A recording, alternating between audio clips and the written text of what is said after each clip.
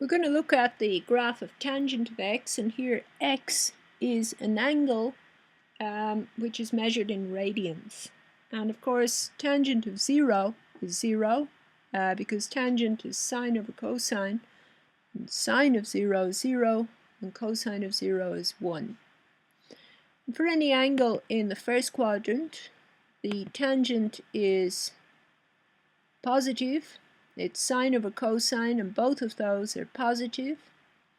And as the angle x swings around between 0 and increases to pi over 2, the tangent gradually gets larger. The sine is approaching 1, but cosine is approaching 0.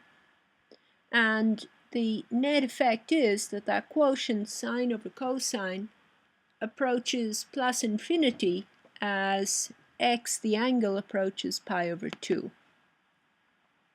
So right here at pi over 2, this tangent is undefined.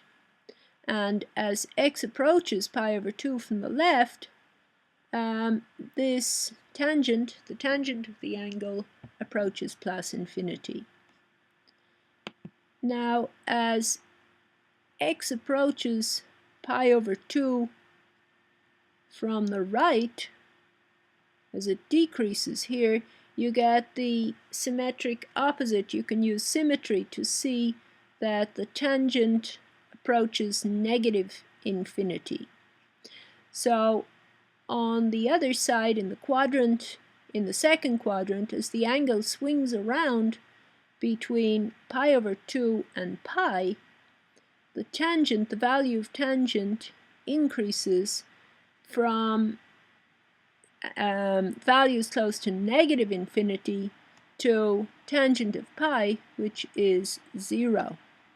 And in this quadrant, the tangent is always negative because sine is positive but cosine is negative, so sine over cosine is negative. And the tangent hits 0 again right here at pi.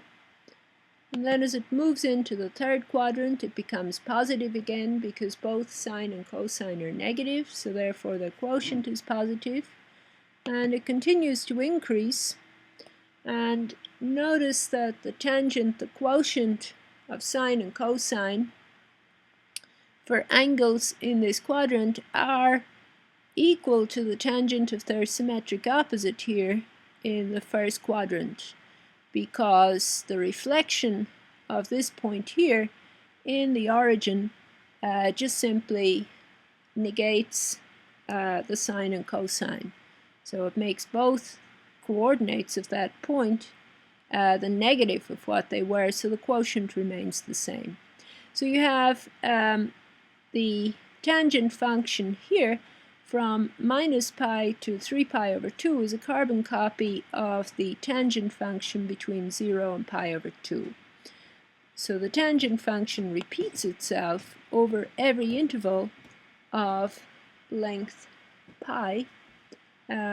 So its periodicity is pi, and of course it's different than the sine function because it's not a wave function. It has these anomalies here at every odd value, every odd multiple, odd integer multiple of pi over 2. And so again, the function tan of x repeats itself from 3 pi over 2 to 2 pi. It's a carbon copy of the graph of the function between pi over 2 and pi.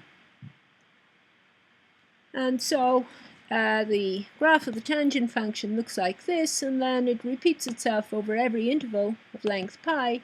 So you simply carry on in the same manner, draw a carbon copy of what we've got on every interval of length pi, and we see that the tangent function looks like this.